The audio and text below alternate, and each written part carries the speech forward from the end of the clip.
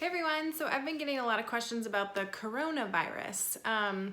Since I'm in healthcare and since I have a kind of a love for virus, biology, a lot of friends and players have been reaching out to me like, what do you think?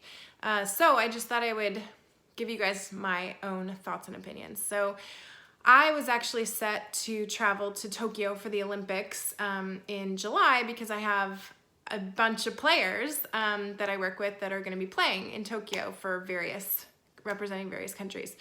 So I actually canceled my ticket. Delta, I was on a direct from Seattle to Tokyo. Delta, it was a non-refundable ticket, and Delta quickly and easily refunded my entire fare, even though it was a non-refundable ticket. And the customer service agent on the call, when I called to cancel and explain why I was no longer wanting to travel to Tokyo, she said that they are absolutely refunding without question, and that she would not advise anybody travel right now, especially out of the country, to Asian countries or anywhere there have been coronavirus. So there's that. There's also the question of, are the Olympics going to be held? So in talking to players and kind of some insiders, it's still up in the air. Nobody really knows. I think it's going to be a last minute call. There's speculation that maybe they would have the Olympics and let the players come and play, but not have any spectators, so no guests, which would cut down the amount of people traveling and being in one city all at once.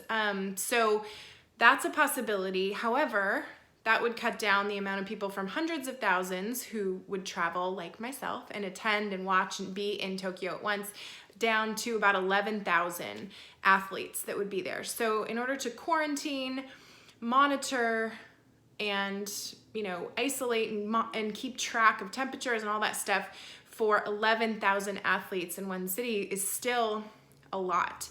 And so if we can't get a handle on this, in my opinion, to hold the Olympics, it would almost be negligent to put something that's that contagious and automatically invite a bunch of people and players to be in one space.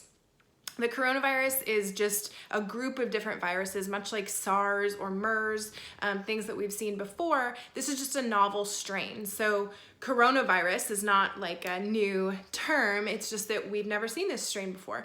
So the issue, unlike with SARS and MERS, this is highly, highly contagious. So much more contagious than the other strains that we've seen. Even Ebola is not as contagious. Ebola kind of has to be, you have to touch and have fluid exchange, sweat, blood, urine, saliva. With coronavirus, this specific strain, it's just air. So it's highly respiratory. So anytime you breathe or cough or sneeze, and then if you have particles in the air and then you touch your face or you touch your skin, you could possibly be transmitting or getting that virus. The other issue is that there's certain strains, it's mutating quickly. So vaccines are, they're trying to make the vaccines, but it's hard to keep up with. So yes, they're working on it, but the strains are kind of affecting people differently. So some people are getting these really intensive cases, especially those that are immune compromised or in a situation where they're not as healthy, and they're moving very fast into pneumonia and high symptoms.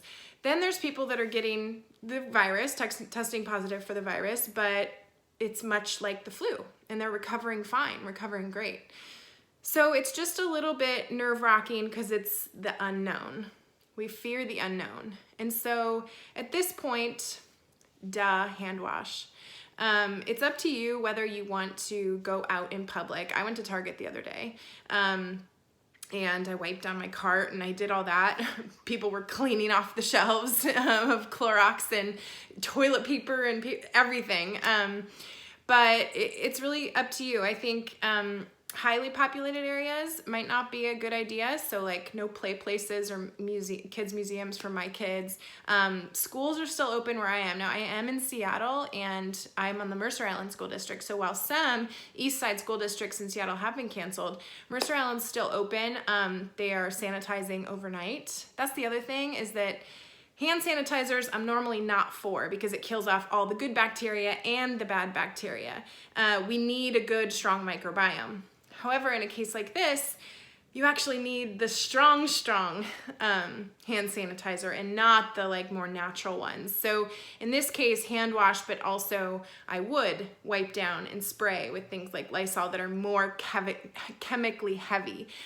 Just because, again, it's unknown. You don't know if you do contract the virus, are you going to be one of those ones that works through it really fast and is not very symptomatic or strongly symptomatic. So that's my 2 cents so far. We'll see what happens with the Olympics. We'll see what happens with transmission. I think this is going to go on for several more months. It takes a long time for something like this to calm down and die down. I think it will. I think it will eventually just become another strain of flu and virus that kind of travels around, just like influenza, influenza A, influenza B. Those are highly deadly to some people. They kill people every year, the flu, but we have a vaccine against it. And so that's another thing. I am really, really over people, anti-vaxxers.